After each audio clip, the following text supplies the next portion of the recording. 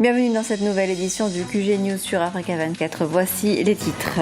Remaniement ministériel au Gabon, composé de 35 ministres. Le nouveau cabinet ne fait pas l'unanimité, notamment car il fait la part belle aux personnalités issues du parti au pouvoir. Alors que le marché de l'immobilier en Algérie connaît une embellie, les importations de ciment explosent. Les autorités annoncent l'augmentation de la production de ciment au niveau national. Et le continent est à la traîne dans les innovations scientifiques et dans le domaine de la santé notamment, faute de moyens mais aussi d'infrastructures.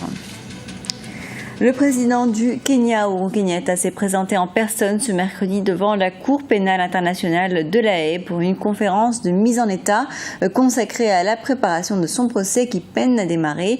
La procureure Fatou Bensouda, présente à l'ouverture de l'audience, a de nouveau demandé au Kenya de coopérer. On l'écoute. J'aimerais vous présenter deux arguments, l'un étant beaucoup plus long que l'autre. Alors pour ce qui est de l'argument le plus bref, voilà ce que j'aimerais vous dire. Il n'y a pas de voie médiane. Soit, Madame la Présidente, vous refusez un ajournement supplémentaire et par conséquent vous demandez au procureur de retirer ses charges, ou alors vous autorisez un ajournement sine die sous réserve de conditions, la condition étant que le gouvernement du Kenya respecte tous ses devoirs. Toute autre solution, toute autre voie ne sera absolument pas inefficace, car, comme Monsieur le juge Anderson l'a dit à juste titre, il s'agit de trouver un juste équilibre et la balance de la justice doit peser d'un côté ou de l'autre. Le président Alassane Ouattara est en visite en Corée du Sud. Il s'est entretenu avec son homologue Park Geun-hye. Les deux chefs d'État ont fait part de leurs intentions de renforcer la coopération entre la Côte d'Ivoire et la Corée du Sud. Au Gabon, c'est le 5e gouvernement en 5 ans de présidence d'Ali Bongo, un nouveau cabinet composé de 35 membres dans lequel plus d'une vingtaine de personnalités ont été reconduites. Les nouvelles nominations essuient toutefois des critiques, notamment du fait de l'exclusion des personnalités issues de l'opposition et du reste des partis de la majorité. Reportage de notre correspondant Douglas Doumé. Attendu depuis la démission du ministre de l'Éducation nationale, le professeur Léon Zouba, le 5e gouvernement en 5 ans du président Ali Bongo Ondimba a été mis en place durant le week-end sous la direction du Premier ministre Daniel Onaondo. Composé de 35 membres contre 32 dans le précédent gouvernement, cette formation enregistre 4 ministres sortants, Brigitte Anguilemba de la Prévoyance sociale, Fidèle Mengemengwang de la Santé, Serge Maurice Mabiala de la Fonction publique et Raphaël Ngazouzé, délégué au transport, jugés peu efficaces. 6 ministres issus du PDG font leur entrée. Il y a une sorte de lenteur dans la réalisation des projets. Et je pense que ce nouveau gouvernement, comme l'avait dit le président de la République, n'a pas d'état de grâce. Le gouvernement n'a jamais bien travaillé. La machine étatique est normalement freinée. Changer le gouvernement, c'est aussi le partage. Ça fait bien, ça fait plaisir. Parce que nous étions habitués à un système où il y avait les mêmes. Outre l'absence des représentants de l'opposition après la signature du pacte social il y a quelques mois, ce gouvernement brille par la carence d'autres formations politiques de la majorité, à l'exception du CLR. Cependant, la nouvelle équipe de Daniel Onaondo enregistre l'arrivée d'une femme à la tête du ministère de l'Éducation nationale, un poste occupé depuis plusieurs décennies par des hommes. Madame la ministre entend prendre le taureau par les cornes afin que ce département retrouve ses lettres de noblesse. Un département brûlant, mais c'est nous qui avons fabriqué ce mammouth, qui avons fabriqué ce monstre tentaculaire. De même que nous l'avons fabriqué, nous devons le domestiquer. Les 6 nouveaux ministres du gouvernement Daniel Onaondo II sont pour la plupart des technocrates qui ont fait leurs preuves. Ces nouveaux arrivants dans les hautes sphères de l'État gabonais sont conscients de la responsabilité qui est désormais la leur. Sommet des chefs d'État de la Commission du bassin du lac Tchad et du Bénin à Niamey ce mardi. Au centre de cette rencontre, la sécurité dans la région en proie à l'insécurité du fait des exactions commises par la secte islamiste Boko Haram sur les populations civiles. Parmi la stratégie mise en avant par les pays participants, la nécessité de mettre en place rapidement la force multinationale de la Commission. 5 millions de tonnes de ciment, c'est le volume du préjudice annuel enregistré par les professionnels du secteur du bâtiment en Algérie. Alors que l'immobilier explose, les importations de ciment connaissent une forte hausse. Aminata Diak.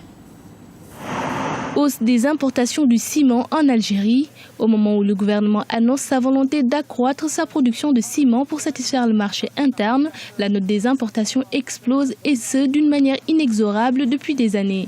Selon le Centre national de l'informatique et des statistiques des douanes, durant les 8 premiers mois de l'année 2014, les importations ont augmenté de 31%, s'élevant ainsi à 373,5 millions de dollars contre 285,3 millions de dollars durant la même période de l'année 2013. Les importations ont cru d'une manière très importante ces dernières années. Pour 2014-2015, ça devrait suivre la même tendance. Tout cela, effectivement, du fait que le secteur industriel algérien, d'après le gouvernement, représente moins de 5% du produit intérieur brut.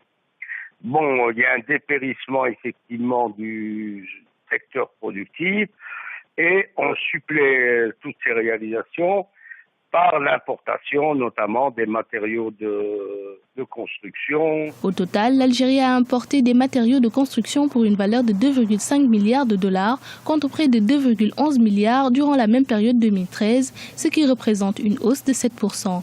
Une situation qui, selon les spécialistes, pourrait durer tant que d'autres secteurs soutiennent l'entrée de ces produits. Je pense que ça peut tenir 3 ans, 4 ans. Mais tout dépendra de l'évolution du cours des hydrocarbures. Parce que 98% des exportations algériennes, c'est les hydrocarbures, et 70% des besoins des ménages algériens et des entreprises publiques et privées, dont le taux d'intégration ne dépasse pas 15%, relèvent de l'extérieur. Le ministère de l'Industrie promet que l'Algérie cessera d'importer du ciment dans les 4 prochaines années quand les projets lancés commenceront à produire. Le pays sera alors en mesure de combler le déficit actuel évalué à 5 millions de tonnes. Malgré la promesse faite par les chefs d'État d'accorder 1% de leur PIB national à la recherche, le continent reste toujours en marge des innovations scientifiques, même si des efforts sont faits pour améliorer la santé des populations. La réaction des autorités africaines face à certaines pandémies soulève le problème de la formation et des infrastructures. Reportage de notre correspondante à Dakar, Idlet Mirabel-Bizou. Moteur de la croissance économique et sociale d'une part, baromètre du niveau de développement d'un pays, la recherche scientifique traîne encore à être effective sur le continent. Si en Europe, le pourcentage du PIB des États dédiés à la recherche scientifique s'élève à 3% par pays, en Afrique, moins de 0,5% du PIB est alloué à la recherche. Un chiffre qui traduit le retard considérable dans le domaine de la recherche scientifique en général et dans le développement des industries pharmaceutiques en particulier. Face à la gestion des pandémies sur le continent, les autorités estiment que malgré les manquements, des efforts sont faits pour améliorer la santé des populations. En matière de santé publique, on établit toujours des priorités. Qu'est-ce qui constitue aujourd'hui les priorités sur le continent avant que cette épidémie ne surgisse? C'est le paludisme, c'est le VIH-Sida, c'est la tuberculose. Et là, nous avons beaucoup de laboratoires qui s'investissent sur ces maladies qui sont des maladies endémiques. Quant à Ebola, je confirme que les premiers cas sont apparus en Afrique centrale. Et en Afrique centrale, il y a des laboratoires qui travaillent sur ce virus. Malgré les efforts des États pour activer la recherche dans le domaine scientifique et encourager la promotion de la santé pour tous, les moyens financiers et le manque d'infrastructures restent un frein au progrès des recherches en Afrique. Malgré les efforts que notre État fournit, les moyens financiers et matériels qui sont mis à disposition sont toujours loin des besoins. Et je crois que de ce côté-là, ce qu'il faut souhaiter, c'est que l'État inscrive au rang de ses priorités la recherche. En 2010, les pays africains consacraient en moyenne entre 0,2 et 0,3% de leur richesse nationale à la recherche scientifique. Pour soutenir les efforts dans la recherche, les chefs d'État de l'Union africaine se sont engagés à augmenter ce pourcentage à 1%. Malgré cette volonté politique, les efforts restent insuffisants pour améliorer le plateau technique et renforcer la formation des chercheurs dans le domaine de la santé publique. C'était le journal de la rédaction. Merci de l'avoir suivi. Dans un instant, retrouvez une nouvelle édition du QG News sur Africa 24.